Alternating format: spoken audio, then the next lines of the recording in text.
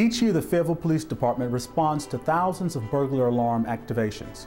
However, a major portion of these turn out to be false alarms. False alarms cost the police department and taxpayers both time and money.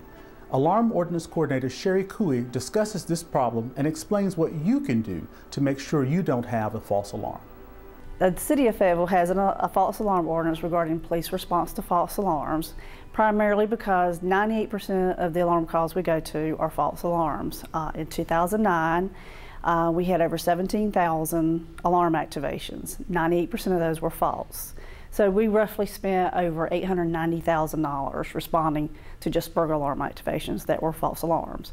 So several years ago, the City of Fayetteville had enacted a false alarm ordinance. In the past year, we recently updated it, and the fee schedule did increase.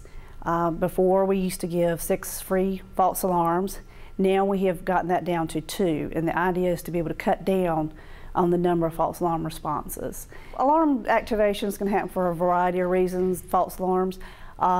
Basically, could be something as simple as pets running loose in the home, people leaving balloons loose after a birthday party, when they hire domestic help, babysitters, cleaning people. Sometimes they don't always give them the correct code or train them properly in procedures on what to do if the alarm is activated. They don't always know the proper procedure for canceling the alarm. When the alarm is activated, normally what happens, you have a signal that goes to an outside monitoring company.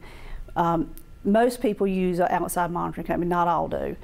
But what happens, the alarm is activated, a signal was sent, the monitoring station, depending on their policies, they may try to verify the alarm, depending on what type of activation. A panic alarm may automatically require police dispatch according to their particular dispatch policies. They in turn will call the 911 center and of course request police dispatch.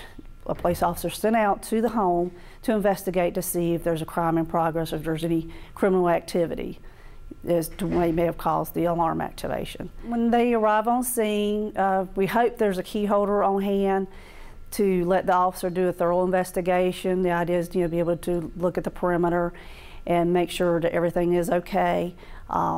If there's no one on scene to allow the officer access to the property or to tell them what happened, they can only make the best determination they can. If they can't find a reason for the alarm going off and no evidence of criminal activity, then they're probably going to code it as what we call an unknown, and that could wind up being fined. We do allow alarm users to get that waived off if they can prove it was a malfunction. And if they prove it's a malfunction, they send a copy of the paperwork to us, and we in turn can waive that off. There's a 72-hour time frame in which to do that. We require alarm users to contact the alarm company within a 72-hour time frame to request a service call. Businesses have the same dispatch procedure as residential. They go out with the same idea of finding something wrong when they go out there. A lot of times with businesses, alarms are caused by employees not entering the codes properly. They don't know the proper procedures for entering or exiting the business. We see a lot of that, especially in retail or fast food, where you may have a high employee turnover. And we found that if you do quarterly or monthly training with employees, you can kind of head some of that off. The same thing with businesses. They do need to be aware of what their cancellation policies are.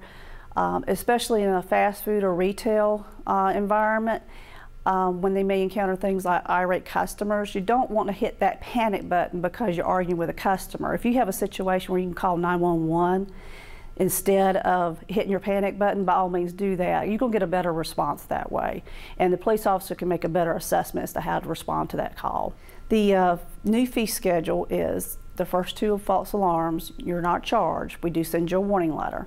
The 3rd activation, you will be billed for $25. The 4th and 5th activation, you will receive a bill for $50 for each activation. The 6th and 7th is $100 each.